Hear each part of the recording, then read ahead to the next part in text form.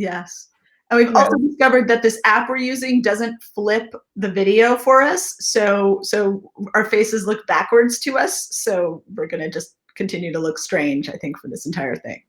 I'm just not moving. Yes. Yes, exactly. Holding very, very still. Perfectly still. Yeah.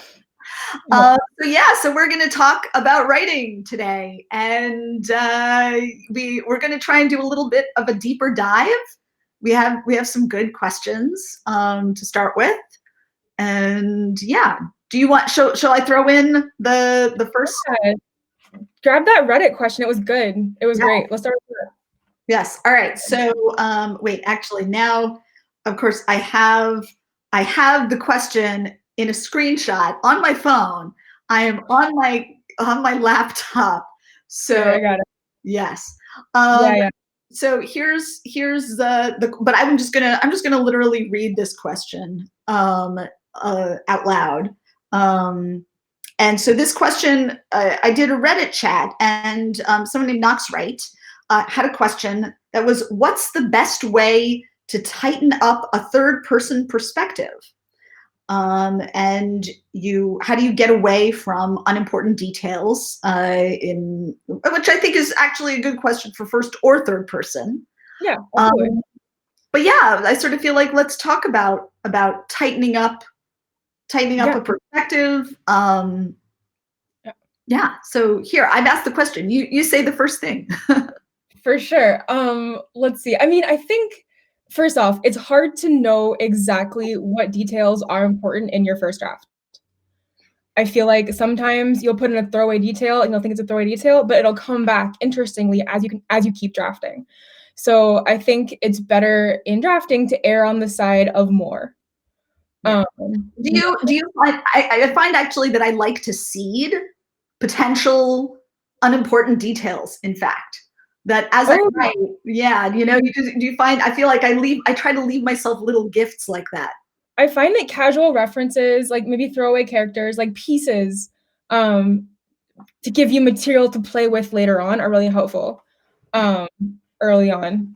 And then if they don't work, they can be sort of just taken out or modified slightly later. But but once you've drafted, you'd have to tighten it up too, right? Because you can't, you need to have a focused kind of piece of work. And I guess I feel like it's a very instinctive process, deciding what needs to be in there. Yeah. I guess for myself, I find, I don't tend to do like a classic draft where I draft it and then go back. I'm usually sort of revising everything as I go, and as I sort of add each new piece on, I'm like, oh wait, does this new piece fit with what's before? And if not, I try to make it cohere. And then obviously I do a final pass over the end. I think for me, what I generally do with detail is, in terms of unimportant detail, right? I think I generally don't have unimportant detail because I'm not sort of inventing things off screen and picking and choosing what to put in. Right? I'm generally writing what I need for the story. And when an image comes to me, that kind of gift to my future, to the self who's going to be writing the next chapter, right? Or like the climax later on. I will put some of those seeds in but they are seeds that occur to me in that moment as I'm going. And I guess in terms of tightening, the other piece of the rule is I never write anything that I'm not interested in, that I don't find interesting, because I don't sort of look at it, right? If I'm bored by it, then I'm not going to put it in for you, right? Yeah. In fact, actually, now that I think about it, I realize actually my typical problem is the other way around. That I have a completely detailed understanding of what's going on in the scene. What are the emotional reasons? Why are my characters doing X and Y, and what's going on? And I just write the scene, and then afterwards people are like, but why did they do that? What are they feeling? And I'm like, well, I know what they're feeling. Why can't you? She smiled. Can't you? 100%. right? Can't you tell that that's like an angry, Yeah. bitter, resentful smile? It's like, no, she just seems to be smiling. Right? I got that with research heavy books. Like I'll have them I research and then pull all the context out because I know it and I don't feel like I need to like focus on like historical context. But then someone will read and be like, so when am I? Right. Who is this man? And I'll be like, but it's the guy, the important guy in history. And they'll be like, I don't know that guy. So yeah. I had to put them back in that way. Yeah, for sure. Yeah. No, that is a peril of research, right? Where you're like, I know this without even thinking about it. Therefore, nobody else must need it explained. Yeah. And you think like, oh, it's so obvious. Who wants to read that? Right. But then people are like, it's just you. Right. Honestly. Right. So, not mine. 100%. Yeah. Yeah. I feel like there's a ton of questions like floating in from our writing from the chat. So let's grab one. Word count targets for scenes chapters. I'm going to show this one because this is kind of an interesting thing. So the question is, do you have word count targets that you try to hit for scenes chapters? So oddly enough, I often kind of do, and then I don't hit them, and I don't care. But I have the target in mind, and like I had a target in mind for a deadly education actually right now. I thought, well, first of all, I wanted the book as a whole to be 75,000 words, and I knew that I wanted 13 chapters. Isn't it longer? I feel like it's longer. Yeah. Yes, it's longer. That was my target. And then, as often happens, I had the target and I missed the target, and I sailed on to another country. Yeah. Fled onward. Yes. Which is amazing because I don't break down my books by chapter until after I've written the book. Right. I often, though, what I often find is like if I kind of get a sense of how long I want a chapter to be as I'm writing. Like for Deadly Education, I sort of started feeling like, okay, I want my chapters to be about 6,000 words, 6,000 words. And then one of them just got long. One of them was more than 10,000 words. But I was just like, but no, this is still a chapter. But generally I have found like what I find it useful for is that if I'm checking if I check my word count on a chapter and it's gone for much longer than that, it makes me take a break to think about, does it really need to be that long? Have I really kind of thought about why I want to break there? Why I don't want to break yet? Is there a place that is a natural stopping point? Because otherwise I can just roll on. And in fact, I find it very hard to put in chapters after the fact. If I don't do it a little bit while I'm going. I don't like. I feel like I just go kind of, and I have this huge massive text, and then it seems to break naturally into pieces towards the end because you'll either have like a big moment or a cliffhanger or a resolution, right? And I'll just kind of seem to naturally break into bits. But it's definitely an imposed process. I'm sorry, Katherine. I'm super sorry. I have to abandon you for 5 minutes. I'm like, we're all at home. So I know everyone's at home. Everyone's at home. Sally Forth. I'll keep talking. Yeah, totally fine. So yeah, chapters. I'm just gonna answer a second question from the right, you guys. And hope that I have no kid, but my dog might come and break down the door in a minute. So we'll see how it goes. The question about putting short scenes next to long ones. I feel again like, hang on, here's the question. Can I put it up to you? I don't know. The question, are you intentional about putting short scenes next to long scenes? I mean, I honestly think it's important not to get too technical on those kinds of topics. Like, just write the book. If a scene is very, very short, you might consider adding more detail. if it feels underdeveloped. If a scene is very, very long, you might ask yourself if there's extraneous text in your scene. But I don't think intentionally like forcing yourself into short scene, short scene makes a book better necessarily. I think it's more about how the emotional arcs break up in sections. So don't do it by length, like physical length, do it by where the plot falls, if that makes sense. Let's see, more craft questions. Ooh, how do you approach research and where do you go for research? I'm into Slavic folklore, but so many resources aren't available in English. It's from Bethany Gerlach. I mean, research, for me at least, for writing Winter Night, my research was pretty traditional. I went to libraries.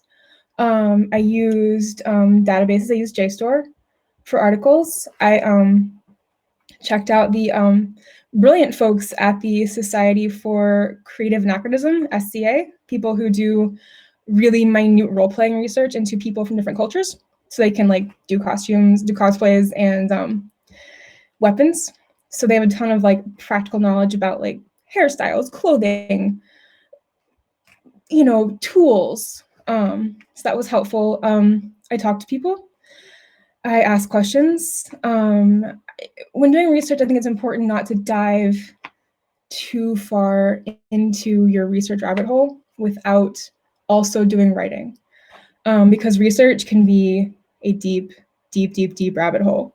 And if you get too deep, you can get so wrapped up in your knowledge that you don't actually write your book, or you struggle to write your book.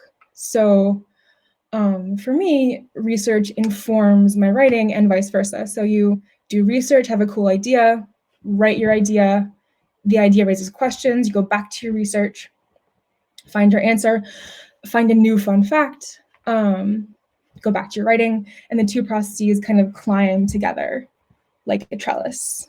That works for me. Everyone's different. I think that's the biggest writing thing, is that there's no two same ways to bake the cake. Everyone's got their own jam. So do what works for you, whatever that is. Let's see.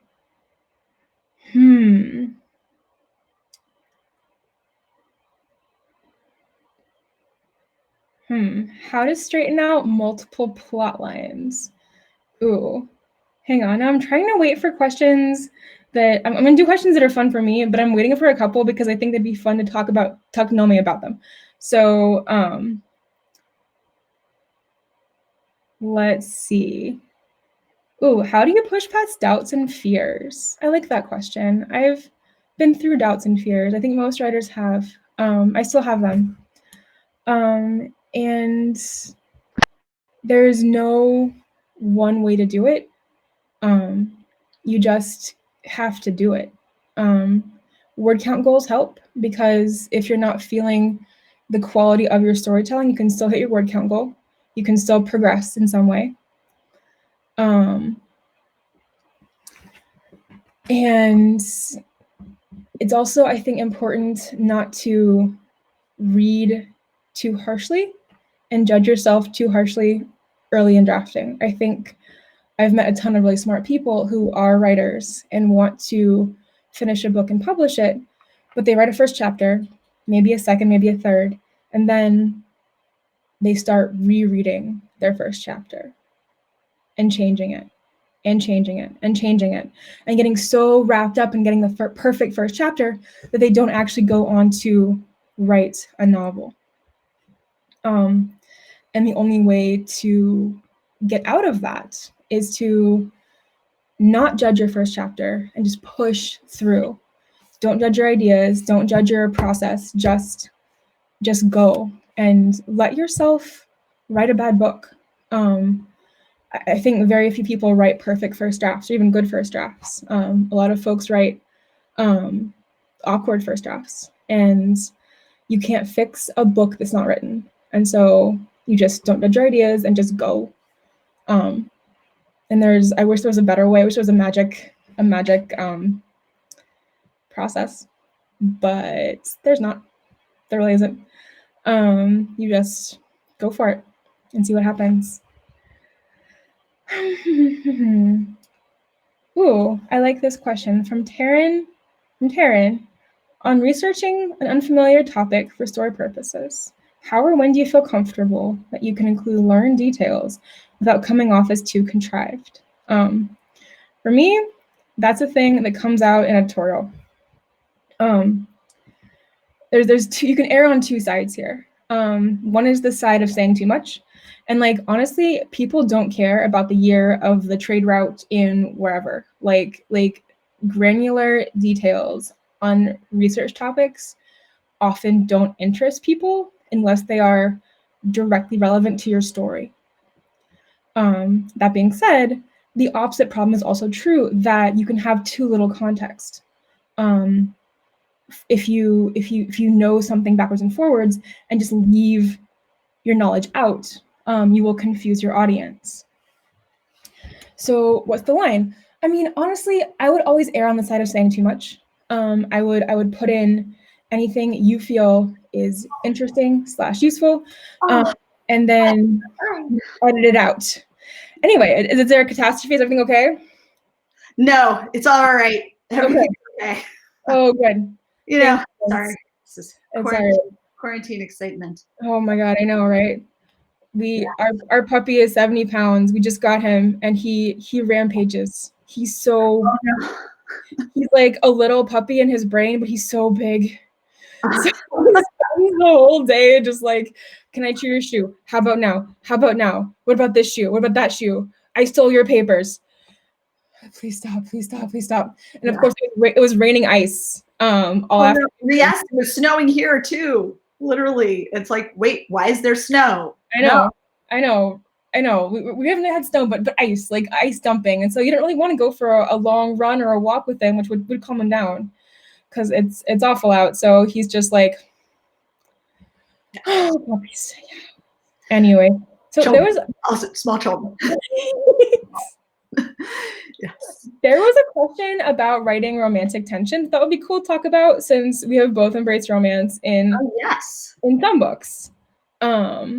And it's a fun topic, getting your progression right. Because too slow and it's boring, and too fast and it's awkward. Right. Yeah. Right. I mean, I feel, for me at least, part of what goes into making a slow burn romance is that I can't be certain that it's going to be a romance. Yes. I can think that it should be a romance. I can be shipping it, right? There, because the thing is, right, so I'm coming at this from the fanfic place, where, I have made pairings in canons where those pairings had absolutely almost nothing behind them. I wanted to make them for me. So I often am shipping a pair of characters in my canon. And sometimes, like for instance with Uprooted, right? I kind of went into it with a Beauty and the Beast mentality. But I wasn't 100% sure basically until quite close to the end that they were going to end up together. And in fact, they don't, like Agnieszka and the dragon don't end up together in the sense of they're not married, they're not sort of permanently attached. They have, they've each made movements towards each other, and he's no longer the beast. He's become human again. So he's someone she could, but 100%. Right.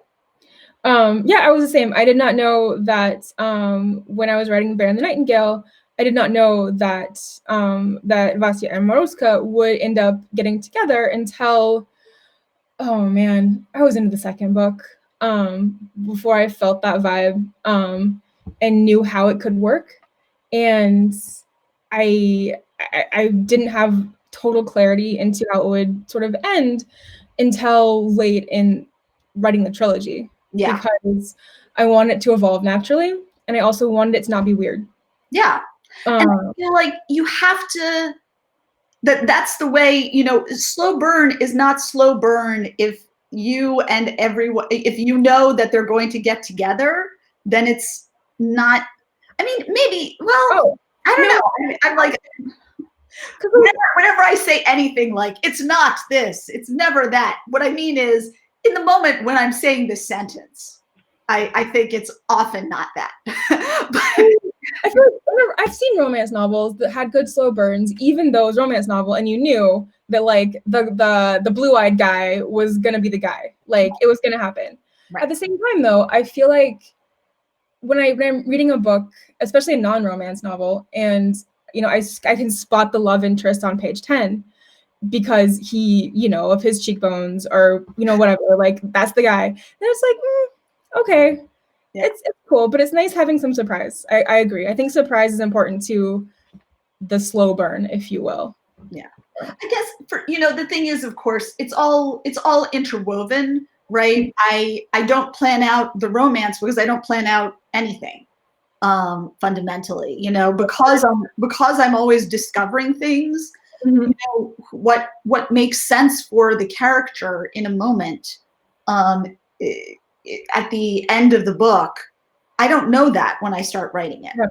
Um, and I, and so I do think that, and the other piece of it, I would say, right, is that just because you can have characters get together without necessarily providing the sort of the narrative satisfaction of saying that they're together for life, right? Yeah. So, like, for instance, Agnieszka and Sarkin actually get together. They spend the night together. They have sex, not at the very end. And that is not a moment of a permanent relationship, right? It would be, if at the end of the book he hadn't come back, then they're not together just because, but you can have the pleasure, of a romantic connection without necessarily tying your ends up In a perfectly. perfect bow. Oh yeah. I mean, I think it helps characters seem to have more agency when their destiny is not obviously tied to their romantic partner, if that makes sense. Right. If their end game is clearly to be in a relationship, I feel like that makes them smaller than if their end game is to become this person who may or may not be in a relationship. Right. Right. And if the relationship is something, and that if the relationship is contingent on it serving them, because that's the thing, right? That a relationship that does not serve a person in it is not a relationship that someone stays in, except outside of force. And then you could sort of argue, well, it serves the relationship in the sense of saving their life, Yes. right? Or because they don't have the power to resist the force. But so relationships have to somehow serve the people in them, and so if you try to impose the relationship from outside and the relationship doesn't feed the character, doesn't feed who they are and what their goals are, what their larger goals are, then it feels awkward. Doesn't work. I think I would add that sometimes the obstacles to a relationship happening need to be real obstacles. Yeah. Sometimes if a couple is visibly perfect for each other and their only conflict is miscommunication. Yeah. I hate miscommunication. Yeah. I mean, like, I feel like when you want to just like have a 3-minute conversation and don't lie, and then it's fine. Yeah. I think obstacles need to be more tangible than that. Yeah. And, I would say that that's in terms of tips, right? Actual advice. Yeah. So the advice that I would give is that it's really, really tempting, especially as a new writer, to kind of explain, right? To explain, well, I want slow burn. And so, so I'm going to have them misunderstand each other over here because they can't get together, right? Until later, because otherwise, otherwise it's not slow burn anymore. Right. Yeah. And I would say whenever you feel yourself having to explain why your characters, wherever you feel like you have to have to do something in your plot in order to make your characters not get together. Yes. Something, then either one of two things should happen. Something has gone wrong earlier in the process, or your characters should get together, and then that's not what the rest of your story is about. There has to be then you have to think about what's going to break them apart. Yeah. Later on, and then you can get them back together, right? Because that's fun. Yeah. There's nothing wrong, right? It's all good as long as you actually respect what the characters and what makes sense for the characters in that moment. Oh, I've seen stories where slow burn means they keep trying to get together and they keep getting interrupted by ghoul attacks or whatever, or the annoying sister, or whatever happens. But like, there should be a better reason than just like, right, we can't get alone for 5 minutes. Right. So I think I once wrote a fanfic story in which the characters literally, like every single scene, they had sex. And the whole point was that they refused to acknowledge that they actually liked each other, though. It was tension of angry sex scenes. What fandom? Okay. So it was just like he kept saying, like, I hate you. You're really great in bed. I'm really attracted. I don't like you at all, and I don't like you at all either. Right? And that was, and so so you can create tension in a relationship in all of extremely ridiculous and implausible ways, but. But I do think that you have to, don't let yourself get away with it, right? Yeah, that's the message. Don't let yourself get away with things. As a writer, in general, I mean, I think that's the simple rule. If you feel like you're like, I'm going to do this so that I don't want my characters to do this thing yet. This can't happen yet. So here's what I'm going to do. No, the answer is either that thing does have to happen right where it's happening, or you have to change, something else has gone wrong. And yeah, decision making by your character should feel natural.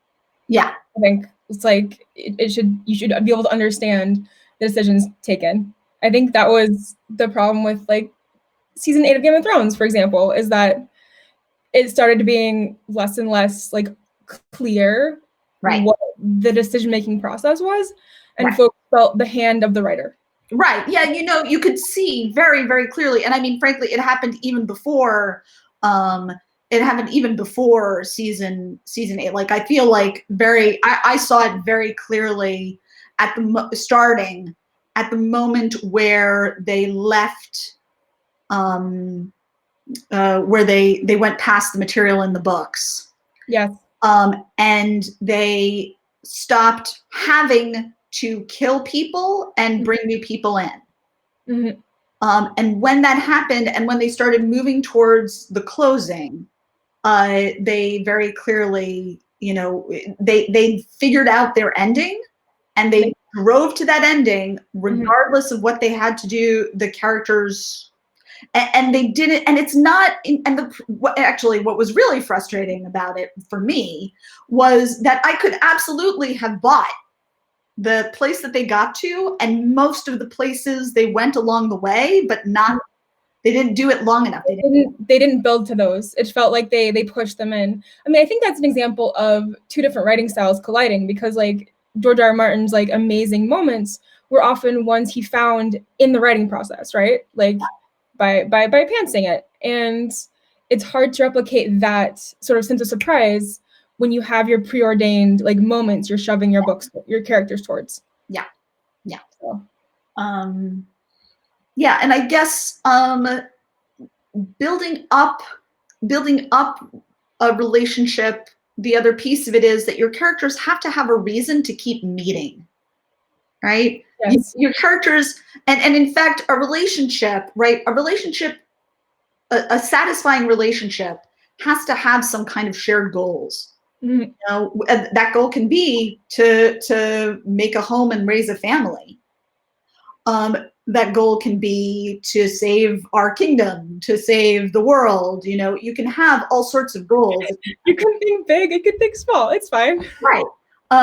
But if there isn't something that both characters want and are working towards and they never meet, you know, right? Actually, I'm sorry. I'm totally just gonna like this line has just brought back to my mind a wonderful line that that I found that was in there was this like worst first lines in history, and this first line was from like a romance, and it was like Bill and Janet had never met. They were like two butterflies, which had also never met. And and so I was just going to say, you know, they can't be like butterflies that have never met. They have to have a reason to meet. And yeah. I mean, I feel like one thing I think about when I'm writing is how do you bring characters together? How do connections happen? If we want to keep critiquing movies, that was my problem with The Last Jedi, the second Star Wars film in the new trilogy, was that it deliberately separated characters and kept them separate and did not value relationships. Right. Well, yeah, and you know that again, I feel like that's an example where you run into the trouble that the person making the second movie did not want to make the same movie as the person who was making the first movie. And then, you know, and it turned out that, you know, the first movie was more like what people wanted. And so then the third movie, they go back and they're like, well, let's forget merely everything that happened. It didn't happen, guys. It's fine. You know, and I feel like they just were trying to do something different that you can't, just because you don't like, in that sort of situation, to me, that's a collaboration gone wrong, right? Where you know, if you're writing something with somebody else, and I often feel this when you're writing fanfic, if you literally are trying to go somewhere else, then you're not collaborating. You have to, you know, like somehow weave yourself into the original thing and find something there. Yeah. I mean, it should either be a truly comfortable collaboration or a single overriding brain deciding the shots, because like if you have divided leadership, your army cannot win. Yeah. All right. Should we try one more question? Yeah, let's dive in. You want to pick one? I kind of answered a bunch while you were dealing with emergencies. So sure. So tell me one that you did not answer. Let's see. It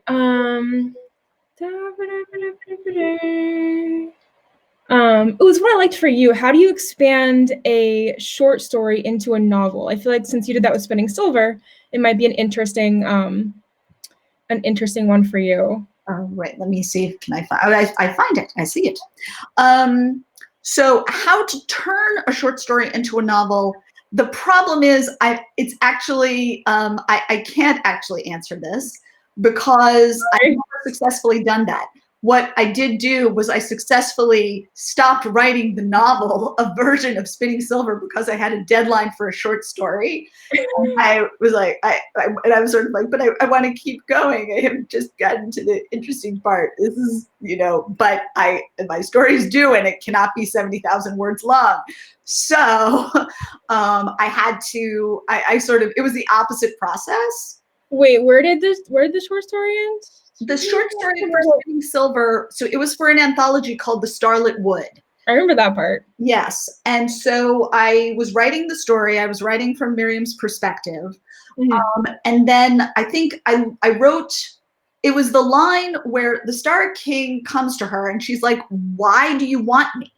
I can't actually turn silver to gold for you. And, you know, I can't actually do that. That's not, I'm doing this by like changing money. I'm not actually magical. Not magic, yeah. And he says to her, of course you can. A power thrice claimed and proven is true. Yeah, I remember that line. Yeah, and I wrote that line, and I because you see, until then I didn't know why he wanted her. I didn't know. I just knew that he was there. He kept demanding, you know, silver to gold, but I didn't know why he wanted why he was then like, and then I'll make you my wife, I'll make you my queen. Why would he do that?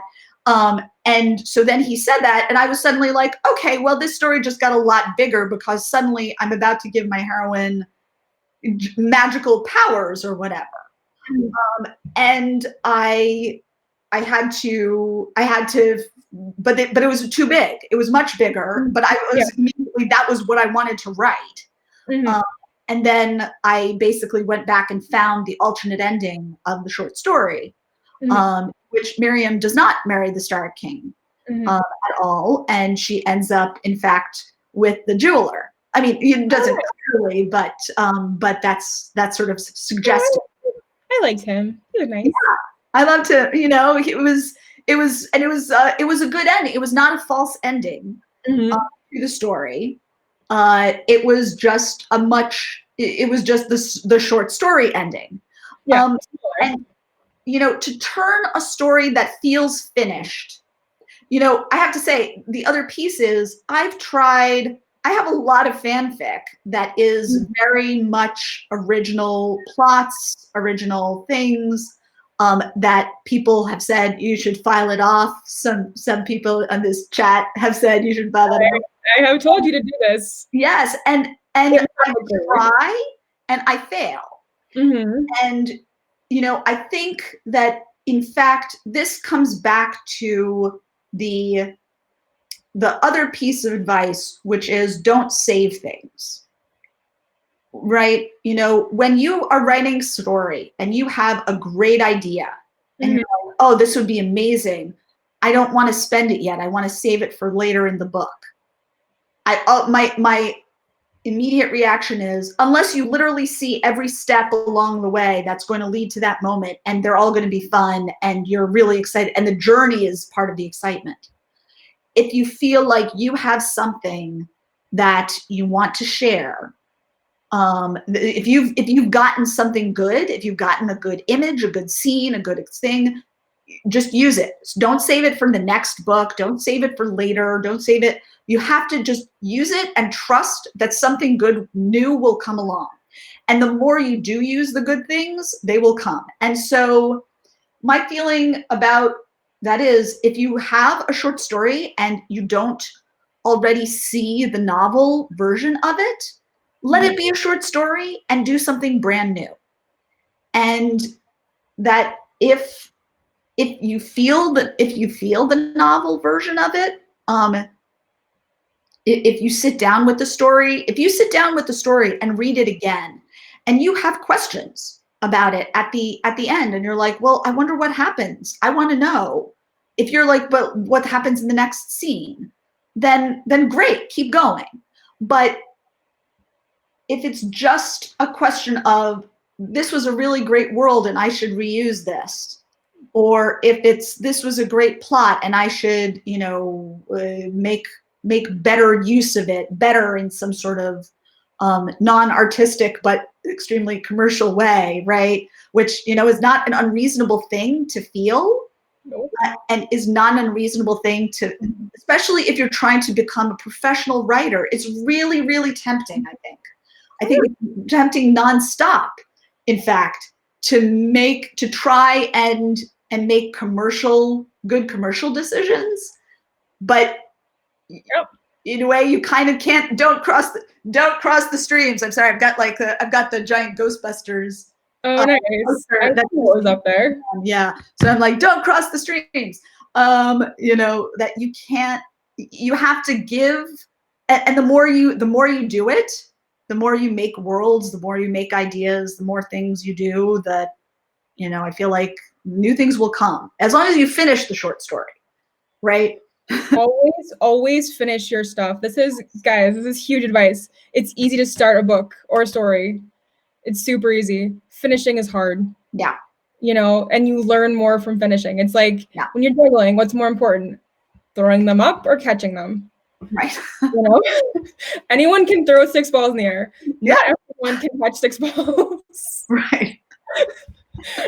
So you have to learn to finish. Like, even if you think it's not publishable, it might or might not be, but just you'll learn from finishing a thing. Yeah. Yeah. 100%. Yeah. But I would say, you know, I do find it very, very hard to go back into a thing that I have finished. Was part of the value, right? Part of the value of finishing things is when you muscle through to the end and you finish something, that is like climbing the mountain. Yes. Right? That is, you are learning, you are building muscles, and then you get to the top of the mountain, you're like, yay! And you're like, and now I want to go down the mountain and have hot chocolate and rest for a week. Yeah, I want to ski down and this to be over. Yeah. So yeah, you're not, and then if somebody's like, hey, you know, but no, now go climb the other part of this mountain. And you're like, but I don't want to. I want to. I was done. I'm finished. And then you can go home, and then you can go climb a different mountain. I feel like the fire dies once you're finished. Like when you really are finished, like the burn that keeps you up at night working on something tends to die down for me. Oh yeah. Yes. And it's hard to reignite the fire when I feel finished. Yes. Very much. Very much. That's why I can't do like galleys. You know, the stage where they give you the copy edits and you're allowed to edit, and then they give you the galleys and you can't edit it anymore. Right? Because if you do, they charge you like by the word for any change that you want to make. And they glare at you. Yeah. Also. And then they're like, we need now you're done. Yeah. And so I hate reading galleys because I'm done. Yeah. I check for typos. There's always one that sneaks in. They're like little gnomes that pop up into the text. I found one in all of my books, but the thing is, I guarantee you that there are still others. Sorry, I will share my worst story of errors, which is in one of my books. I think it's in Throne of Jade. I describe them sailing around the Horn. Literally, like several years, the book has been published. My Swedish translator writes.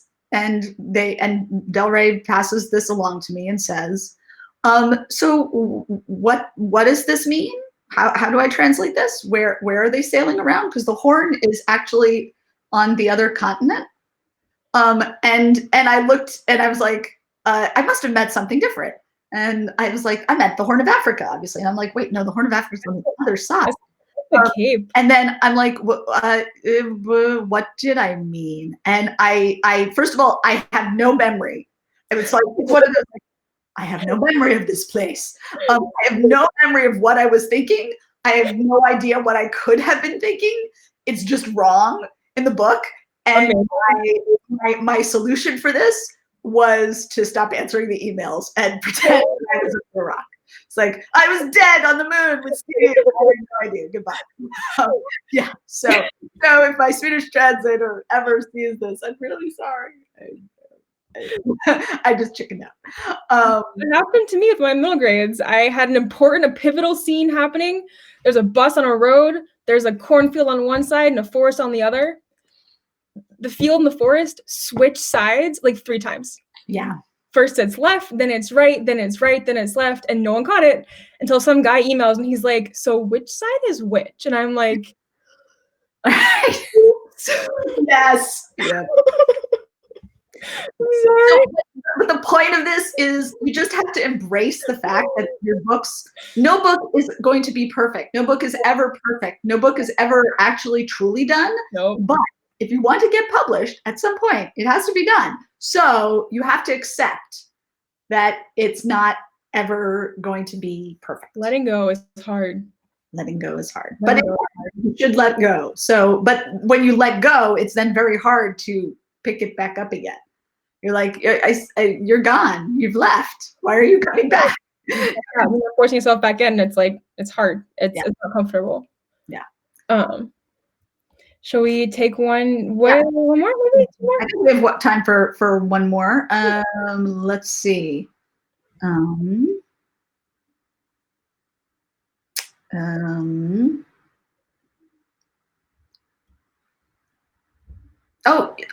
Let's see. Do we want to do another question about typos as gnomes? Right. So let's, here's the one about a revision process. Yeah, let's do that. All right, there are actually a couple. I wonder if I can show two. Can I do that? No. All right. Do you have a revision process that you would describe? And I feel like my revision process is very much as I go. You know, that it's a constant looping back. I go back to the beginning of the book and I reread all the way through to where I am, and then keep going whenever I've sort of, which goes in hand with the fact that I tend to do most of my writing in relatively concentrated bursts when I sort of carve out time and have flow. And I tend to write, you know, thousands and thousands of words each day. And so when I go back to that, I sort of tend to go all the way through. And what generally drives my revisions is when I write something good that I'm happy with later in the book, and I'm like, oh, but that earlier thing contradicts. Yeah. Then I go back and change the earlier thing so that I can have the good thing. Yeah, I find that my best revising happens once I know the end. And I often start without a clear ending, but when you have the end, like that's the end, then all of a sudden there's all this straightening to do to make the rest of the book sort of work with the ending. I have a friend who says that you're making the butt match the face. Which, I mean, kind of. Yeah, right. You start at the feet and you sort of go up, and then you got that, and you're like, oh wait, the rest doesn't. Oh wait, the feet are wrong. So you have to go back.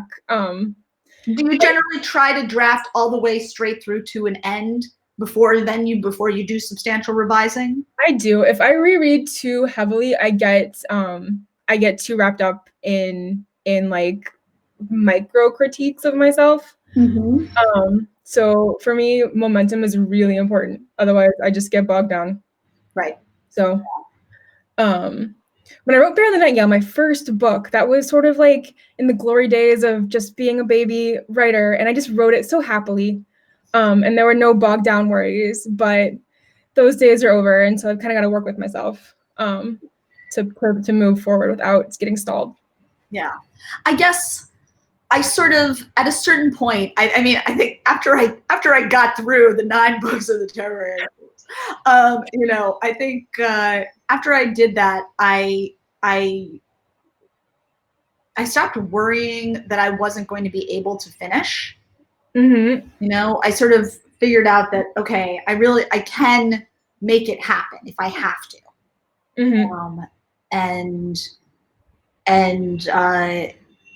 And so I'm no longer, and oftentimes when I do get bogged down, I do get bogged down doing the kind of revising that I'm talking about. But often what I find happens is I get bogged down and I spend quite a lot of time fiddling with a particular scene. And then after I finally get it, sometimes I spend like a week or something on it, on like one scene, rewriting it and fighting it and wrestling it. Usually it's dialogue. It's dialogue that has to move plot. That is always the absolute brutal, especially with like an emotional state, to very calibrated like emotions, like building through the scene. It has to you just got to do it over and over and over again until like the emotional beats and the plot beats. And the voices have to be right. Yeah, it's such an effort. Yeah. And so generally what I find is once I finally get out of the bog, then all of a sudden I zoom for quite a while. Yep. And I think that part of that is because, you know, while I've been in the bog, I typically had ideas for other things that I just haven't sat down to write. And so I don't, and the other piece is, you know, one of the other reasons that I need to do that is because I forget my own work. I forget what I've written. And I, like, to completely to the point that I can easily, I mean, I haven't managed to do it with a book yet, but I have done it with fanfic, where I started reading a story and I'm like, this is really good. This is exactly to my tastes. This is You're just like, oh, why we're writing this. And then I'm like, and then at some point, usually about like 3/4 of the way through, I'm like, did I write this? And it turns out I did. Yeah, I have literally had that experience. And yeah, and it sort of makes you start. I mean, it's nice coming back to work years later and being like, oh, that was pretty good. Like, way to go, me. Like, because when I just finish something, I'm often just like, please be done. I don't care. Go away. Yeah, I never feel that way. I always love the thing that I have just finished, and I always think it is a work of staggering genius, perfection, that I would like to have another 2 months to edit. Right? I always feel that, but I'm always into I want to know my own story. I always want to know what is going to happen next, because I don't, and so. Yeah, that I generally do find that looping back works for me. And I think actually then after that, the revision process is largely, my later revision process is almost completely driven by people telling me I've left out the important details that were in my head and did not get on the page. Where I knew them so well that I don't notice that they're not there. Yeah. Or if you find a beta who can do this, I have a handful of betas who can literally say, you've got an important structural mistake going on here in the narrative, and this piece does not actually fit with this piece. And when they say that, they are always right. And I think that the gift of seeing that, and obviously not every beta can do it for every work, but when you get somebody who can do that, they're like worth their weight in in like gold and rubies and everything. Yeah. And that is that's what drives the later revision process. It's always comments, it's always notes, from external notes for me. What about, do you feel like, where do you get your notes? Where do you start taking on notes? I spend a lot of time with myself, and I am usually pretty far into the draft before I talk to anyone. And then usually I'll ask my editor for a really quick read. Oh shit, I can't hear you. Oh, you can't hear me? I can hear you. Oh, now I can hear you. Now I can hear you. Weird. Okay. Might be a lag. Yes. And she'll do a fast read and just like have a conversation with me about it, without getting into the kind of the weeds. And she's really, really, really good. And so usually she'll identify like 6 large things that would improve the book, and I'll go away for 6 more months and give it to her again at the end of it. Has been my process. Yeah. So yeah, I struggle a bit with beta reads, in part because they're often just like, oh, it's good, or they are like, I found a comma, right, kind of stuff. And so yeah, no, for me actually, I mean, I'm typically writing, I have a few like first readers to whom I literally am like pasting paragraph at a time, right. As I write, and that I generally, those are people who I know where they live, and they have to read it, because otherwise I'll be like, hey, have you read my thing yet? Give me feedback, right? And I'll sort of just leave them sad text messages nonstop until they read it. Yeah. I'm just all like, oh, yeah, you don't want to read it? I'm like a puppy.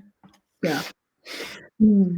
But because I guess I feel like that generally happens after I've sort of thrown down the first like 10,000 words usually, or so.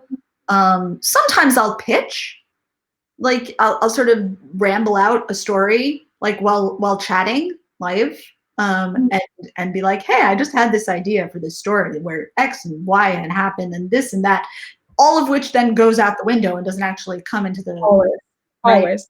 But but there's, you know, sometimes when I have that energy, when I have that pitching energy, yeah. It's so easy on paper or on talking when you're just like, oh yeah, I'm gonna do these 10 things, it's gonna be great. Right. And you tell it in like 10 minutes and then you have to write it. Right. Yeah. It's funny how I don't understand why does it not just like zoom right on computer. I'm like, right. Yeah. Right. Faster. Yes. Like you just download your brain. Wouldn't that be great? I would say yes, except the truth is probably it'll happen and we'll all be like, oh, that was really bad. Oh no. Never mind. Back up. Yep. Yep. All right, so let's see. I think we are probably right at the very end. Do we have? I need to either get my power cord or sign off in the next 4%. All right, so I think we've almost gone for an hour. So I feel like this was good, but this was fun. This was fun, guys. Yeah. Thank you for. It was so nice to see you. And everyone on the internet to be like, hello from afar. I feel like we're not that far away from each other. Like I know. Well, Lake Champlain. Yeah. But I feel like it's a long way to Vermont. I don't know. Vermont seems. It looks small on a map, right? When you look at, you know. It's a pretty small state. I think that's accurate. Accurate. We have less people than a block of Brooklyn. So different vibes. Yep. Anyway, but right now I'm actually upstate, on the Hudson. That sounds nice. Yeah. Hopefully it stops raining ice soon. No, not raining ice right now. Oh, good. Still raining. Okay. All right. Thank you all so much for joining us. And I feel like we're going to throw out more of these. You know, we're sort of doing it by playing it by ear, but yeah, it's fun to get together and chat. And if you guys are enjoying it, we will. Yeah. Leave some comments if you liked it, or if you have any like topics you want to have covered, or. Yes. And oh wait, I'm sorry. I feel like it's not an official YouTube video. It's like click subscribe and like click like or click dislike. I feel like apparently either one doesn't matter, which seems wrong. And that's just the evil of the YouTube algorithm. But yeah. So join us next time. And oh yes, so Katherine, where can people see you next? I'm going to be doing a reading from The Bear and the Nightingale, deleted scenes, on Wednesday at 7. Awesome. And I'm on Wednesday at 2 is the next Q&A, which is going to be on fanfic and fandom ideas. And also this Friday, we're going to be launching the Skullamont's Choose Your Own Adventure. Like the first piece of it. And then we're going to be taking polls each Wednesday at my Q&As for what next piece to build. So that's going to be great. I'm jumping in. Yeah. It can happen. Yes. It'll be cool. All right. Awesome. Awesome. Good night. All right. Yeah. Good night, everyone. Everyone be safe. Take care. Take care. All right.